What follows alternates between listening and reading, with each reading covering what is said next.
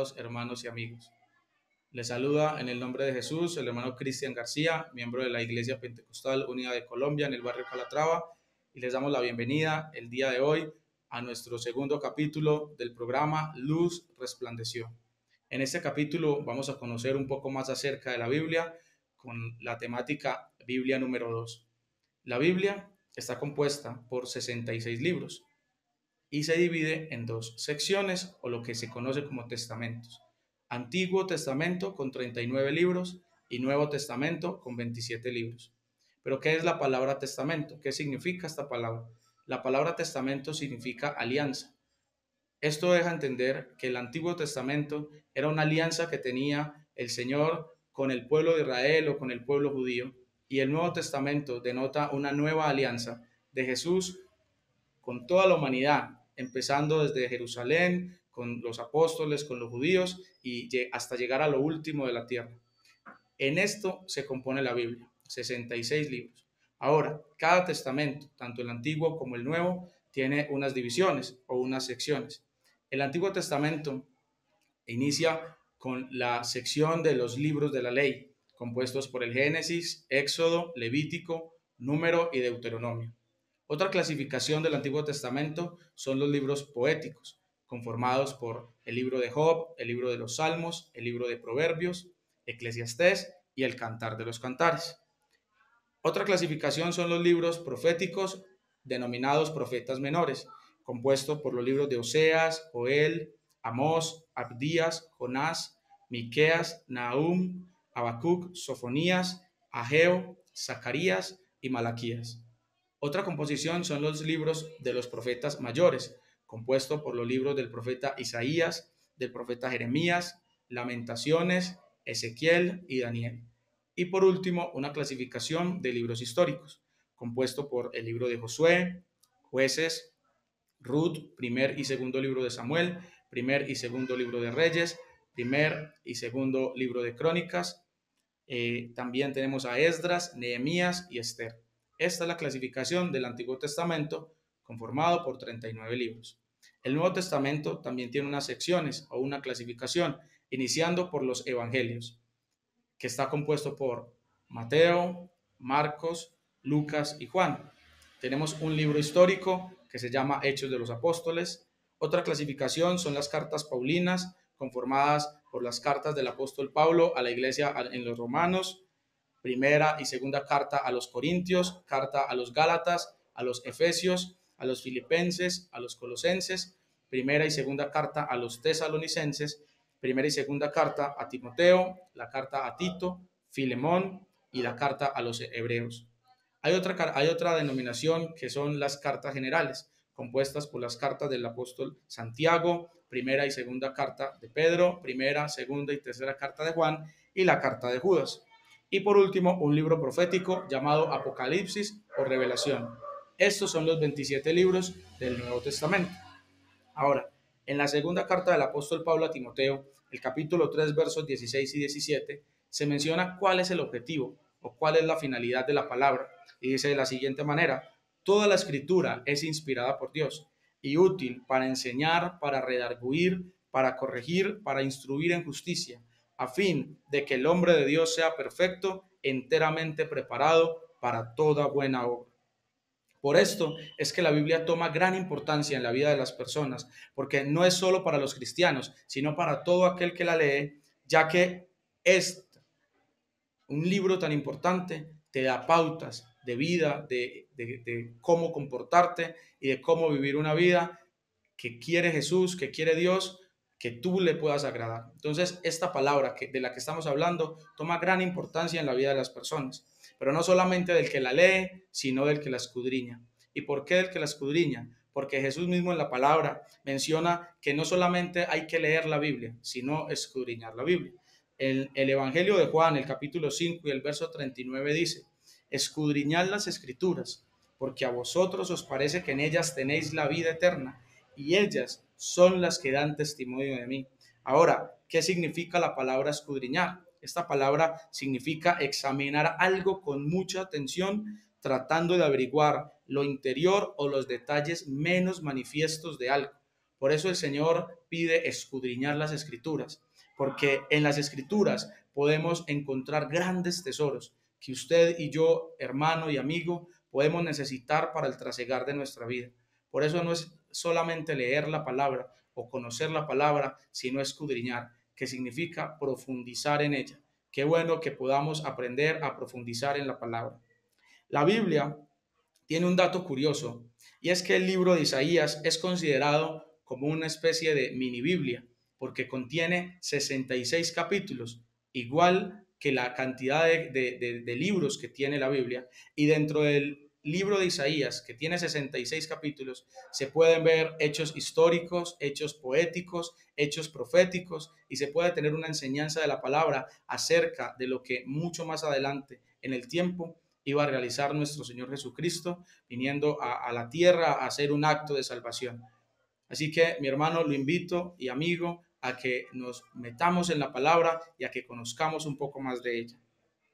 La palabra de Dios, la Biblia, se identifica con varios símbolos o unas simbologías que a continuación vamos a descubrir. La palabra como espada.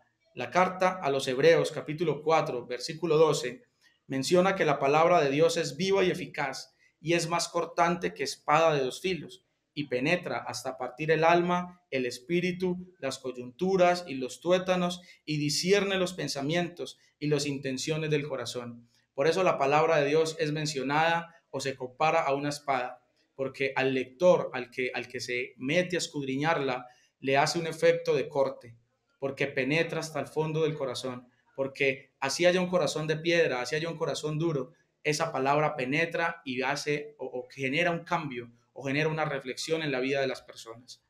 La palabra también se simboliza como pan. El Evangelio de Juan, capítulo 6, verso 35, dice, Jesús les dijo, yo soy el pan de vida, el que a mí viene nunca tendrá hambre, y el que en mí cree no tendrá sed jamás. La palabra es un alimento, y por eso se compara con el pan, porque para crecer, para avanzar, para seguir adelante en este trasegar de la vida cristiana, es importante alimentarse, porque la palabra nos nutre. Qué bueno que nos dejemos nutrir por la palabra, porque esta palabra se compara al alimento, porque Jesucristo es nuestro alimento. La palabra también está comparada con el agua. En Deuteronomio capítulo 32, versículo 2, dice, goteará como lluvia mi enseñanza y destilará cual rocío mi razonamiento, como la llovizna sobre la grama y como las gotas sobre la hierba. La palabra de Dios sacia la sed del lector y no permite que su vida espiritual se deshidrate. Por eso es comparada con el agua. Y necesitamos el agua para vivir, así como necesitamos la palabra. No dejes que tu vida se deshidrate sin conocer, sin aprender y sin escudriñar la palabra de Dios. La Biblia también se compara con un espejo. La segunda carta a los Corintios, capítulo 3, versículo 18 dice, por tanto, nosotros todos, mirando a cara descubierta como en un espejo, la gloria del Señor, somos transformados de gloria en gloria en la misma imagen como por el Espíritu del Señor. La palabra de Dios refleja nuestra vida. Si tú quieres que Dios haga una obra contigo, refléjate en la palabra y deja que la palabra refleje en ti lo que Dios quiere hacer en tu vida.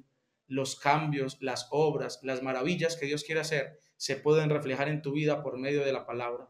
Qué bueno que nos dejemos reflejar por la palabra, porque la palabra de Dios es viva y es eficaz. La palabra también es comparada como la miel.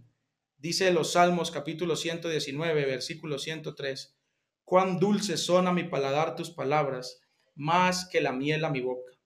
La palabra de Dios es dulce, es agradable. En ella se encuentra descanso, se encuentra la paz, se encuentra el amor, el consuelo, la fortaleza para poder sobrellevar los momentos difíciles. Por eso la palabra es dulce como la miel.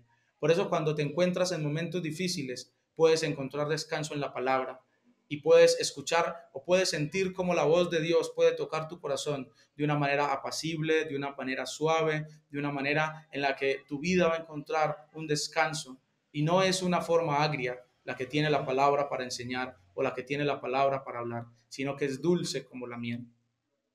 La palabra también es comparada como el martillo. El libro de Jeremías, capítulo 23, versículo 29 menciona, no es mi palabra como fuego, dice Jehová, y como martillo que quebranta la piedra. La palabra quiebra lo que sea necesario en nuestra vida y por eso es comparada con el martillo. Muchas veces tenemos corazones duros, vidas fuertes que no queremos que se quebranten, pero la palabra, con su contenido, con su hermosura y con esta paz tan especial que trae, parte un corazón duro, parte una vida que está necesitada. Por eso la palabra es comparada como el martillo, porque quebranta la piedra. Cuando tú sientas que tienes un corazón duro, un corazón que no ha podido sentir la presencia de Dios en su vida, es bueno que dejes que la palabra parta ese corazón de piedra, obre de una manera especial, porque la palabra de Dios, comparada como el martillo, puede penetrar, puede quebrar lo que tú estés necesitando que sea quebrado en tu vida. Y es importante dejarlo hacer para que la presencia de Dios pueda fluir, porque donde está el Espíritu de Dios, allí hay libertad. Y si tú necesitas la libertad de Cristo, es necesario que la palabra de Dios entre a tu corazón. También la palabra es comparada como fuego. En el mismo versículo que leíamos en Jeremías capítulo 23, versículo 29, dice, no es mi palabra como fuego, dice Jehová. Si una persona necesita quemar algunas actitudes, quizás algunas acciones, quizás algún vocabulario, quizás cosas que no sirven o que no están bien en la vida, la palabra también sirve como fuego para quemar todas esas distracciones, para quemar todo eso que impide, para quemar todo eso que no deja que la presencia de Dios fluya en la vida. Qué bueno que pudiéramos dejar que la palabra actúe como fuego y queme lo que tenga que quemar, que si hay algo que está haciendo o que está interfiriendo en la presencia de Dios, qué bueno dejar que la palabra de Dios lo queme, lo cambie, lo transforme, porque lo que Dios quiere es hacer una obra con cada uno de nosotros, pero es necesario profundizar en la palabra para que ésta actúe como fuego en nuestra vida. La palabra también es comparada al oro. Dice el Salmo 119, versículo 72, mejor es la ley de tu boca que millares de oro y plata. Incluso no solamente la compara al oro, sino que la hace más grande que el oro y que la plata, porque la palabra tiene un tesoro incalculable. En la palabra podemos encontrar vida, en la palabra podemos encontrar consuelo, y esta palabra es demasiado valiosa. Es el libro más valioso que ha existido y que existirá sobre la faz de la tierra. Es el libro por excelencia. Pero este libro como tesoro solamente es útil si tú y yo logramos leer, escudriñar, meternos en ella. Y ahí es donde encontraremos los tesoros necesarios para nuestra vida. En tu familia pasan situaciones difíciles, tus hijos, tu esposa, tu esposo, tus padres. Hay algo que está atando a tu familia. Este es el momento de escudriñar la palabra para que como el oro puedas encontrar tesoros. La palabra también es comparada como una lámpara. Y el Salmo 119, versículo 105 dice, lámpara es a mis pies tu palabra y lumbrera a mi camino. La palabra ilumina no solamente la vida del que la lee, sino de los que están a su alrededor. Y por eso es tan hermoso y menciona que ella es lámpara, porque ella te da luz y te ilumina en momentos en los que en tu vida hay oscuridad, hay temor y quizás hay dolor. Deja que la palabra ilumine tu vida. Si estás pasando por un momento de oscuridad, si estás pasando por un camino de dolor, si estás pasando por un camino que no sabes a dónde ir, este es el momento en que dejes que la palabra te guíe como lámpara, como un faro en medio del mar. Así es la palabra, guía como una lámpara encendida. Ahora, a forma de conclusión, en la carta de Santiago se menciona lo importante no solo de oír, sino de poner en práctica la palabra. La carta del apóstol Santiago en capítulo 1, versículo 19 al 23 dice, por esto, mis amados hermanos, todo hombre sea pronto para oír, tardo para hablar, tardo para airarse, porque la ira del hombre no obra la justicia de Dios. Por lo cual, desechando toda inmundicia y abundancia de malicia, recibid con mansedumbre la palabra implantada, la cual puede salvar vuestras almas. Pero sed hacedores de la palabra, y no tan solamente oidores, engañándoos a vosotros mismos. Porque si alguno es oidor de la palabra, pero no hacedor de ella, este es semejante al hombre que considera en un espejo su rostro natural. En este día queremos invitarte no solo a ser oidor de la palabra, sino a ser hacedor de ella, a obedecerla, a vivirla, porque de esta manera vas a poder encontrar en Dios el descanso para tu alma, la salvación de tu vida, vas a llegar a encontrar la vida eterna y tu vida puede cambiar. Así que te invitamos en este día a que seas oidor, que escudriñes y que seas hacedor de la palabra. Que el Señor te bendiga y nos vemos en un nuevo capítulo de nuestro programa Luz Resplandeció.